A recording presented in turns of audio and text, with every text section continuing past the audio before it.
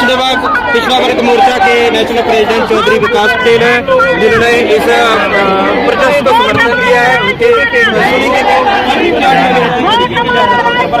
आज माननीय वामन मेश्राम साहब, जो कि भारत मुक्ति मोर्चा के राष्ट्रीय अध्यक्ष हैं, उनके द्वारा ईवीएम मशीन हटाने के लिए और बैलेट पेपर लाने के लिए इलेक्शन कमीशन पर महामोर्चा लेकर के जाना है। उसी की तैयारी के लिए आज पूरे देश भर से लाखों की संख्या में लोग जंतर मंतर पर आए हुए हैं और यहाँ से हम लोग इलेक्शन कमीशन के हेडक्वार्टर के लिए अभी कुछ देर में कूच करने वाले हैं, क्योंकि देश में लोकतंत्र का मजाक बनाया गया है, लोकतंत्र के नाम पर राजतंत्र स्थापित किया गया है और आरएसएस बीजेपी की तानाशाही देश में चल रही है। एससी एसटी ओबीसी के आरक्षण के साथ खिलवाड़ हो रहा है, किसानों को उनकी जमीन छीनने का षड्यंत्र हो रहा है, मजदूरों के साथ अन्याय हो रहा है, महिलाओं के ऊपर अन्याय अत्याचार हो रहे हैं।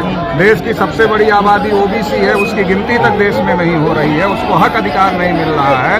तो देश में किसान, मजदूर, नौजवान, महिला, अधिकारी, कर्मचारी, सारे जो लोग हैं एससी एसटी ओबीसी माइनॉरिटी, उन सभी के हक अधिकारों की रक्षा इसलिए नहीं हो पा रही है क्योंकि देश में ईवीएम मशीन होने की वजह से देश में हम जिनको चुनना चाहते हैं, देश की जनता जिनको चुनना चाहती है, उनकी सरकार नहीं बनती, बल्कि चुनाव आयोग के द्वारा जो ईवीएम मशीन लाई गई है उसके द्वारा घोटाला करके सरकार बनाई जा रही है। इसलिए जब तक ईवीएम नहीं हटेगी तब तक देश में फ्री फेयर ट्रांसपेरेंट इलेक्शन नहीं होगा और जब तक फ्री फेयर ट्रांसपेरेंट इलेक्शन नहीं होगा तब तक हमारी समस्याओं का समाधान नहीं होगा। तो इसलिए देश से ईवीएम हटाना जरूरी है और ईवीएम को हटाने के लिए हम लोग यहाँ दिल्ली जंतर मंतर पर आए हुए हैं और यहाँ से इलेक्शन कमीशन में हम लोग बड़ा मोर्चा लेकर जाने की तैयारी। डिजिटल युग है तो आप लोग डिजिटल चाहते हैं। टेक्नोलॉजी के मामले में अमेरिका, जापान, जर्मनी से ज्यादा आगे अभी भी हम नहीं है। अमेरिका, जापान, जर्मनी में ईवीएम नहीं बैलेट पेपर से चुनाव होता है, तो भारत में ईवीएम से चुनाव क्यों?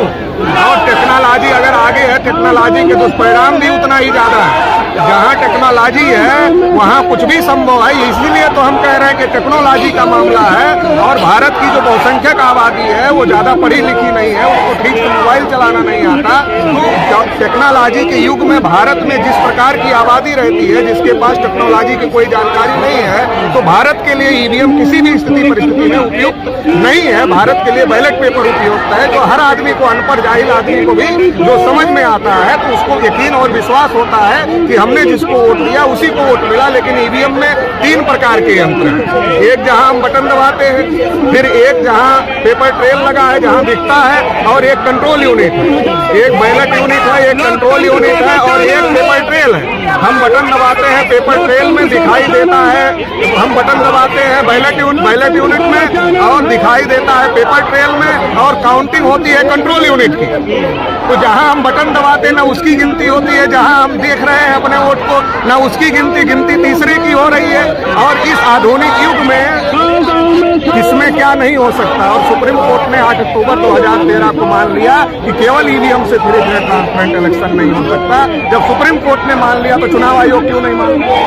चुनाव आयोग को मानना चाहिए और बैलेट पेपर लाना चाहिए। चुनाव आयोग को बिल्कुल उनका पक्का यकीन है और अभी उनकी यात्रा भी चली है, जो गाँव में ईवीएम समर्थन लोगों को समझाने के लिए ईवीएम सेफ है, तो उसके बारे में आप क्या कहेंगे? वो यात्रा चला रहे हैं, वो बटन दाब के दिखा रहे हैं, देखो इतना वोट डाला, इतना निकला।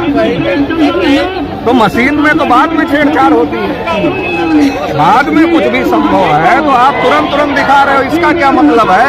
इसलिए जनता उनकी बात से संतुष्ट नहीं है और जनता में विद्रोह है, इसलिए इतनी बड़ी संख्या में लोग आए हुए हैं। अगर विद्रोह नहीं होता जनता में ईवीएम को लेकर तो इतनी बड़ी संख्या में लोग क्यों आते हैं? इतनी बड़ी संख्या में लोगों के आने के पीछे का कारण है कि जनता में बहुत बड़े पैमाने पर ईवीएम को लेकर अविश्वास है और इतना सब कुछ करने के बावजूद भी इलेक्शन कमीशन ईवीएम पर लोगों का विश्वास नहीं ले पा रहा।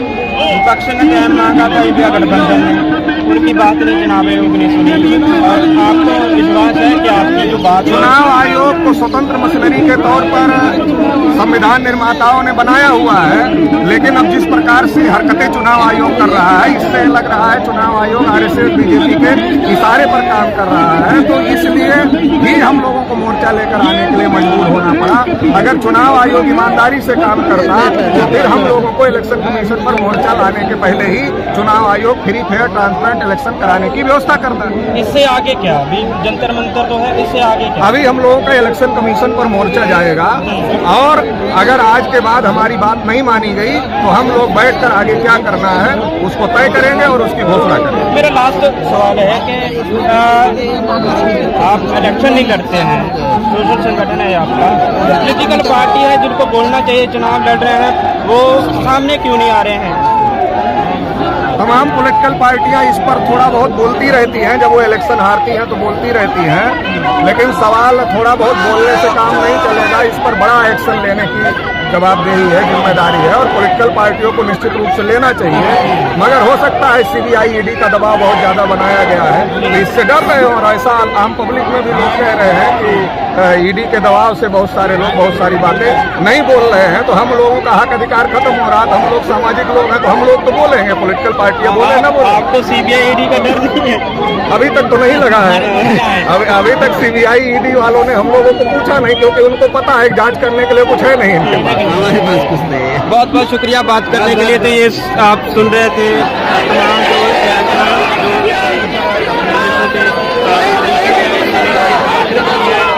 जो उन्होंने कहा है कि चुनाव आयोग है जो चुनाव आयोग पर जो बिल्कुल